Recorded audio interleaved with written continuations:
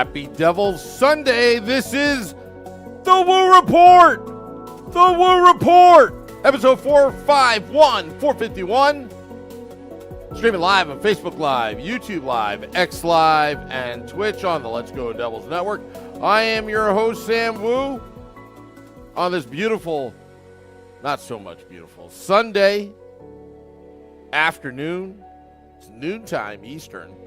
Actually, it's 12:34 Eastern, to be exact. Max is saying Sam is about to open up a can of whoop-ass. The officiating of last night's game and the past, 2 years, 4 years, has been awful.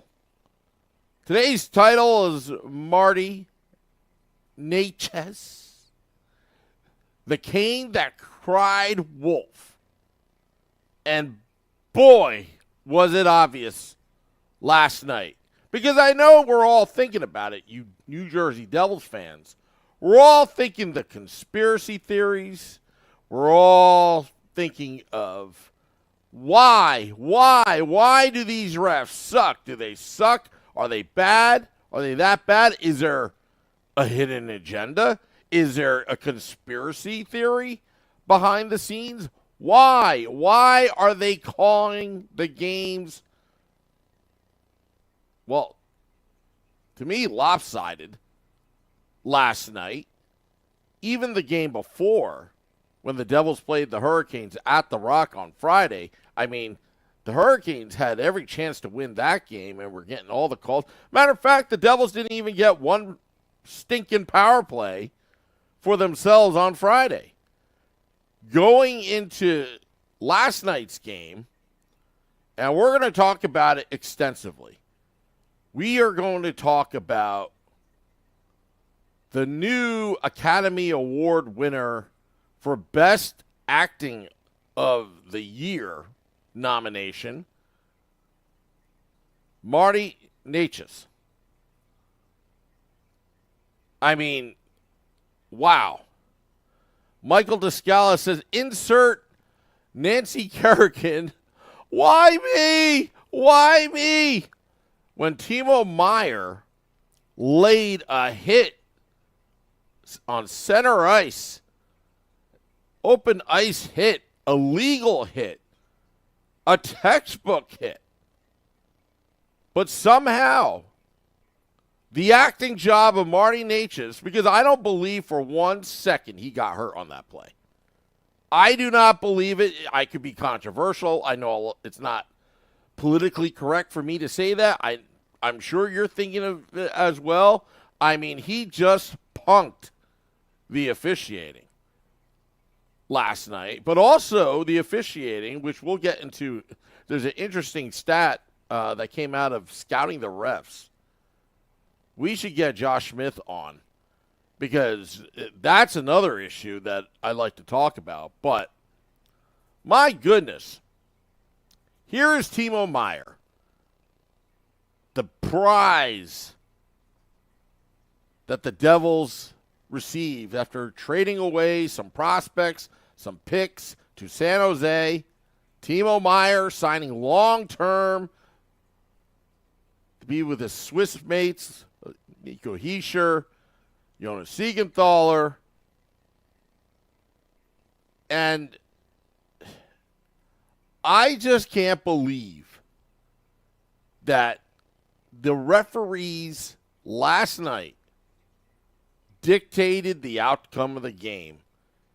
But it was just so obvious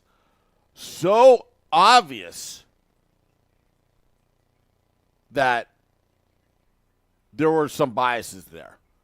Let's go back to a little bit further when the Canes drew a penalty with Jack Hughes getting the penalty. But if you remember the play before, his brother Luke, which was interfered with, and the ref is looking at it directly, center ice, which allowed the Canes player free for a high danger chance against Jake Allen, which Jack Hughes had no choice but to haul him down.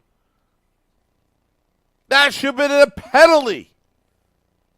That interference on Luke Hughes. But it wasn't called. It wasn't called. It's just over and over and over again. We're just seeing.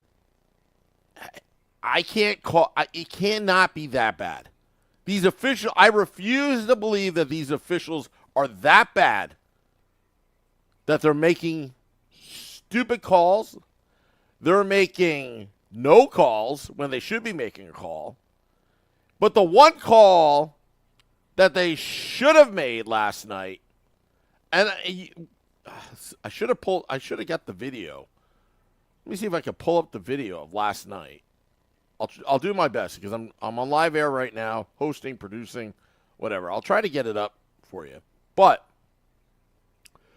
what I really couldn't stand is that for many years, the NHL has two rules on the books. Two rules on the books called diving and embellishment. And for many years, I felt like, okay, I understand why you have these rules on the books. And normally when they're called, they're just BS calls. They're just like, it's subjective to the referee. I get it. A lot of players do it. They dive. A lot of players, they embellish. That's why there are rules on the books. But if you look at that replay last night, out of all times where you should really make those calls, diving and embellishment on Necas, it was last night. You could have given him a double minor. Because not only did he embellish, he dove first, then he embellished it by laying on the ice. Ah! I'm in pain! I'm in pain! I can't! I'm done for the season! Ah! For 3.5 minutes, according to Sheldon Keefe. And went in the locker room. And after all the penalties were assessed, they went to video replay. They confirmed everything. Oh, Lord, it's a miracle. My knee is fine, and I'm going to go on that power play. You got to be kidding me. That was embellishment like no other. He dove after getting hit by Timo Meier. Timo Meier did everything textbook. I get it, it's subjective, but, I mean, he didn't miss any time, Necas. The only person that missed time was Timo Meier. He got screwed. He got screwed, Timo Meier. Didn't even miss a shift, Necas. And there's something to be said about it because, you know what, I get it that the league is trying to get those shenanigans out of the game. But that Kane cried wolf last night. And boy, did he put one on. I mean, I said this on Devils After Dark yesterday, that I felt bad. I felt bad. I looked at the hit, and I'm like, well, I think his knee hit Timo's knee. As far as I'm concerned, when I looked at the replay, sure, in full disclosure, yes, I am a little biased, but it was more of Necas' knee hit Timo's than the other way around. And it was Necas that lifted his leg with his knee. It was Timo that had his skates on the ice. And as far as I'm concerned, the knee-to-knee was really on Necas, not Timo Meier. The only reason why they called Timo Meier is because Necas had the puck. And at the last second, he bailed and tried to move out of the way. But you know what? Timo Meier was not headhunting. He was definitely not intentionally knee-to-knee. Matter of fact, if you look at the replay a little bit closer, was it really knee-to-knee? Take a look at the replay again. It was close, but it wasn't a direct hit. And Max is saying, yeah, even the Canes announcer said didn't even think that he extended his knee.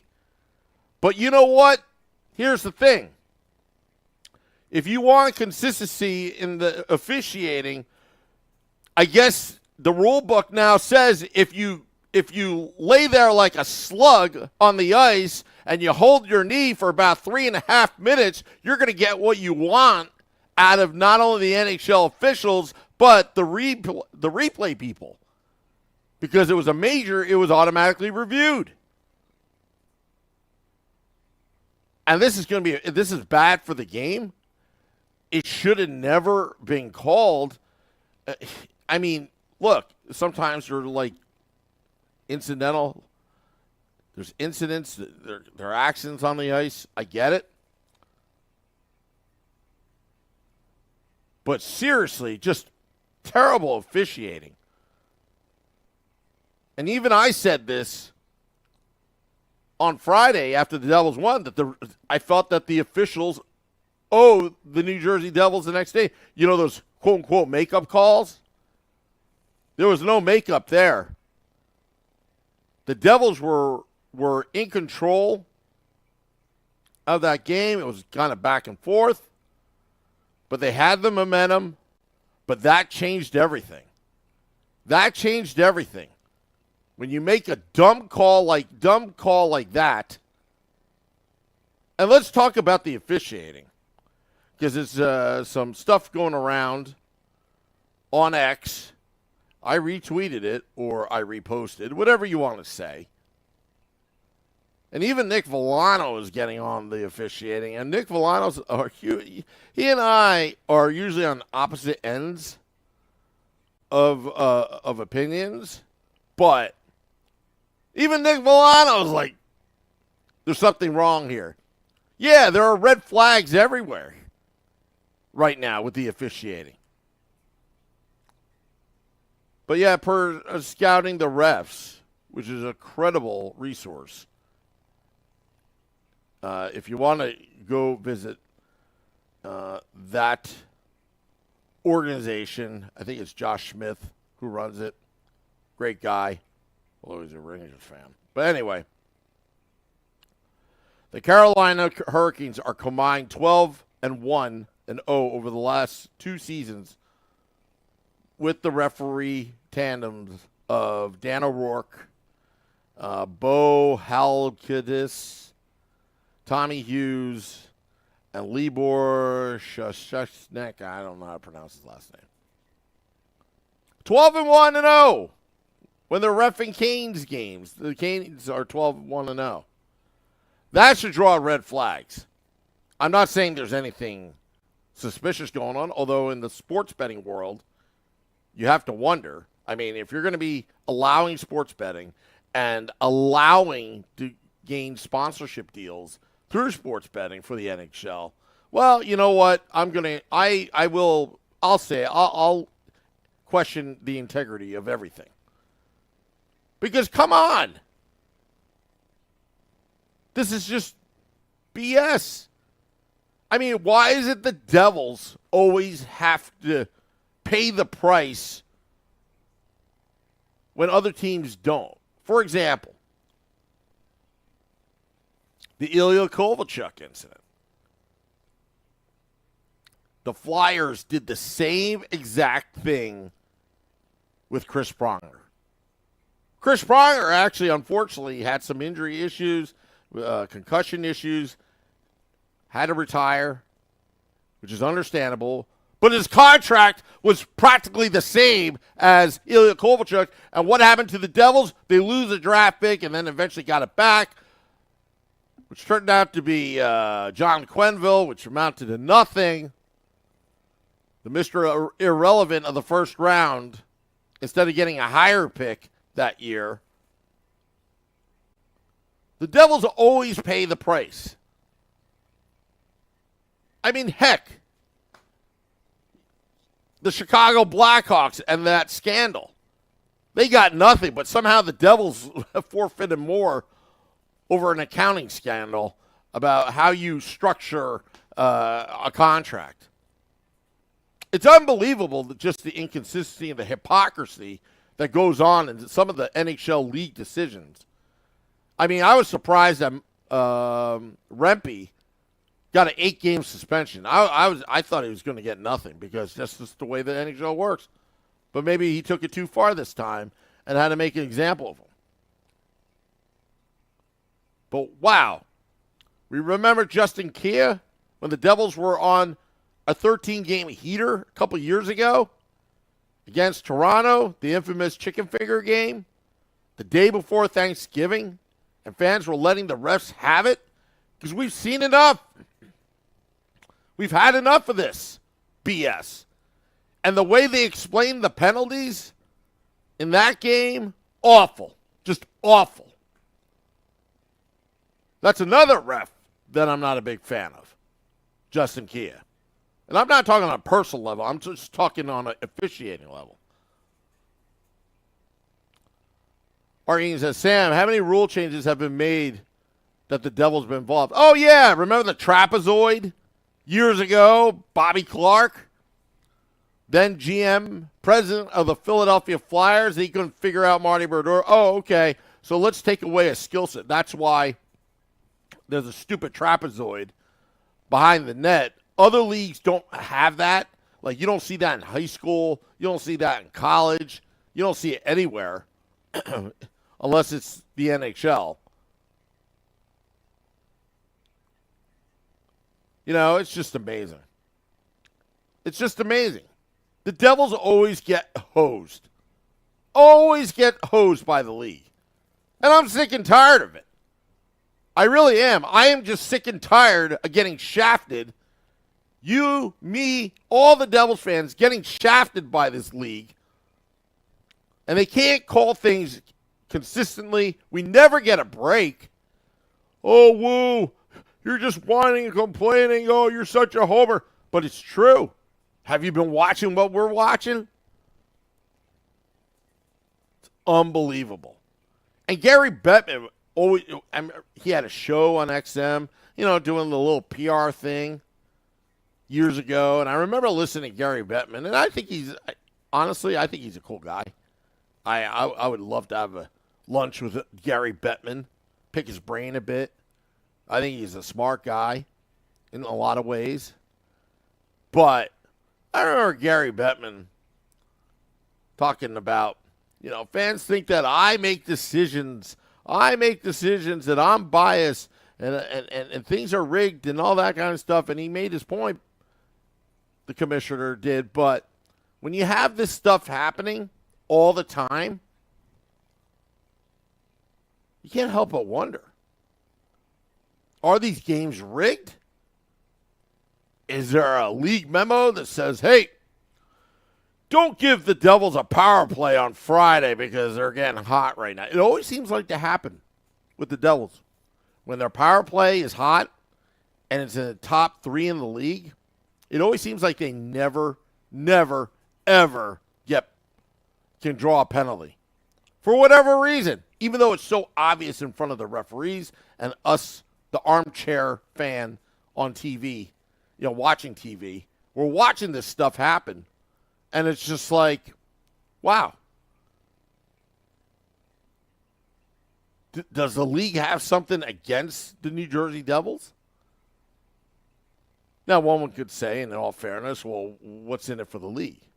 Well, usually it all boils down to money.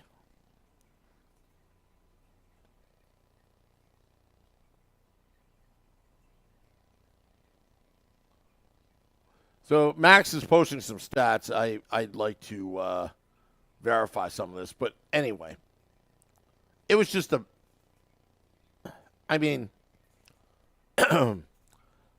bottom line is Marty Necas should win the Academy Award for that. The blueprint is out because if Marty Necas can get away with crying wolf on the ice and pretending like the apocalypse has happened and the world's about to end his season and all, I think it's fair game to be doing this all the time. even though there's rules on the book that should have been called. Just watch. Just watch one of our players doing the same thing and getting an embellishment call or a diving call for something like that. Just watch. Max is posting some stats about the refs last night in the last 3 seasons that they refed, what the team records are. Again, I hate that we're doing this because the officiating is so bad right now. I hate it because it questions the integrity of the game we love, the league we follow. It sucks. It totally sucks.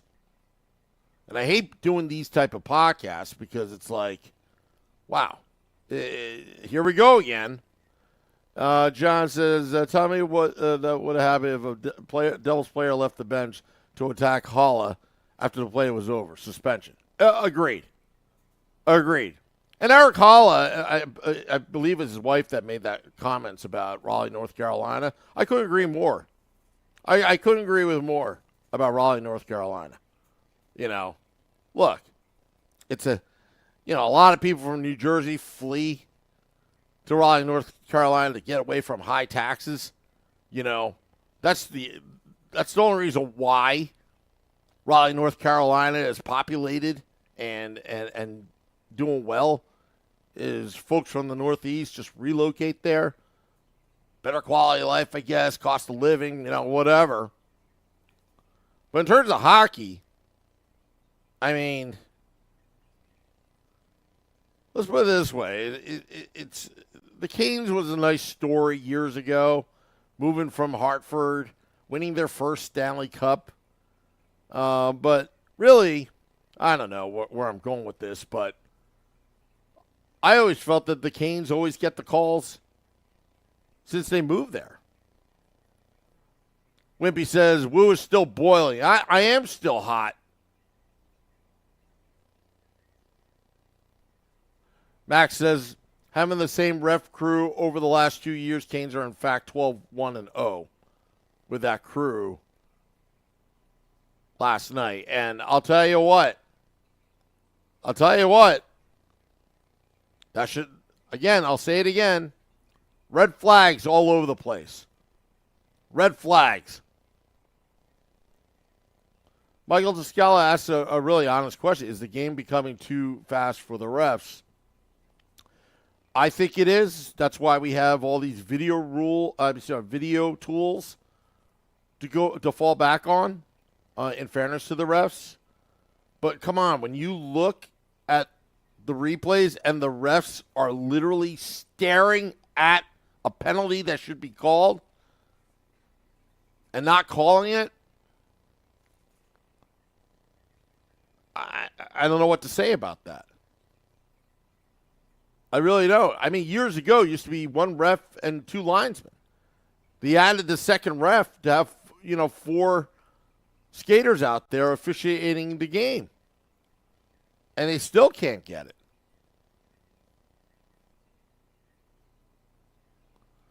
Yeah, I agree with Max that the Canes jerseys are really tropical storm jerseys. But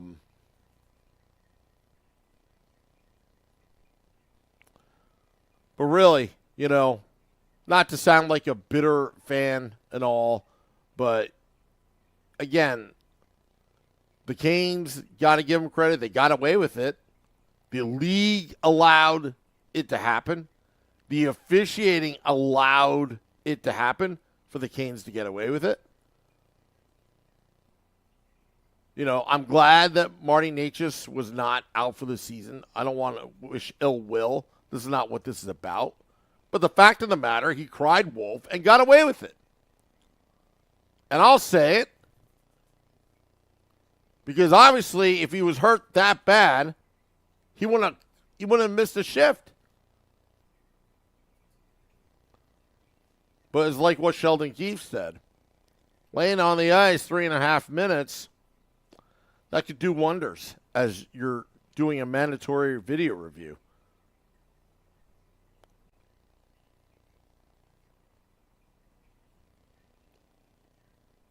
I have nothing more to say, really. That I'm pissed. I'm proud of how the Devils played. We don't do moral victories here on this podcast, but really, the Devils can hang with the Hurricanes, and they did not allow the Hurricanes to bully them last night. The Devils were kind of the aggressors in the end there, and that's a team that I'm proud of. And Eric Halla and Mrs. Halla, I know you hate Raleigh, North Carolina, and I hope you get them in the end in the playoffs. Max says, also Sheldon said it creates a narrative. If you lay down on the ice, you're more likely to get a call in your favor. That's what I'm saying. And there are rules in the books that prevent these kind of things happening, and they simply weren't called. I mean, that was embellishment 101 right there. That was diving 101 right there. In consecutive order. He dove first, and then he embellished Marty Necas. That's the bottom line. Timo Meier, textbook hit. If you look at the replay over and over and over again, there was no intent to injure. There was no intent to anything other than to lay out Marty Necas legally. You should be rewarding players like Timo Meier that's playing the game right way and laying a check, an open ice hit the right way. There was no headhunting. There was somewhat of a knee-to-knee contact, but whose skate was off the ice in that incident? It was Necas, not Timo Meier. If anything, Necas' knee hit Timo Meier's knee, although I'm not sure if the knees actually hit each other, to be honest. It's hard to tell in the replay. I think maybe Timo's knee may have gotten on the side of Necas' leg, but not knee to knee, direct. Otherwise, if that were to happen, Necas would be in the hospital right now going into surgery. What resulted out of it was Necas wasn't hurt, and he played.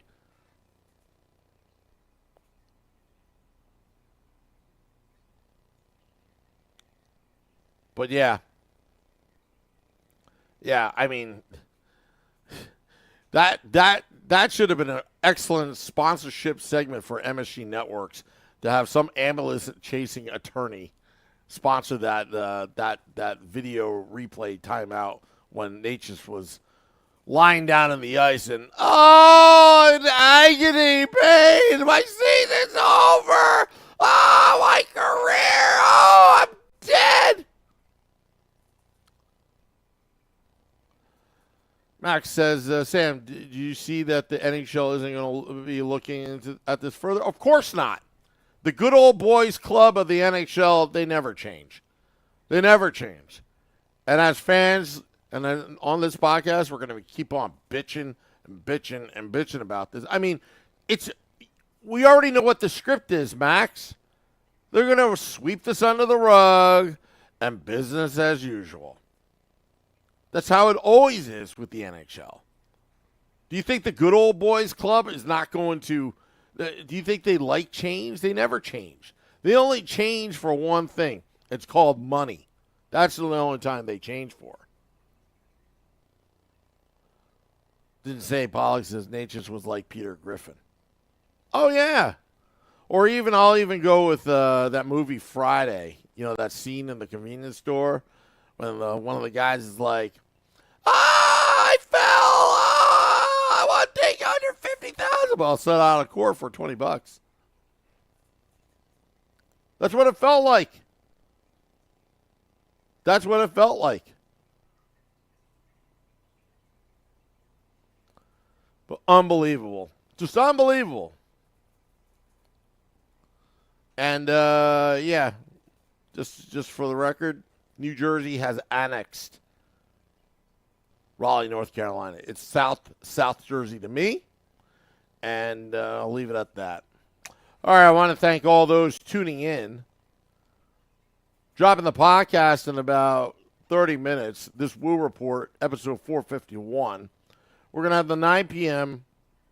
Sunday edition of the Let's Go Devils podcast tonight. I'm sure Beer Baron has a lot to say. I'm sure Shorts Guy has a lot to say. I'm sure Scotty has a lot to say. I'm sure you have a lot to say. We all have a lot to say. Just can't believe we're talking about it again. Ted says, according to Greg Wyshynski, Timo will not be disciplined further. Well, he better not be. And they better not give him a fine either, as I said last night.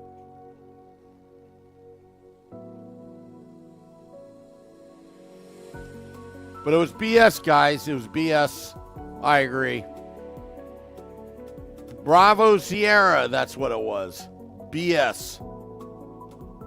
But we'll talk more at 9 p.m. Eastern tonight.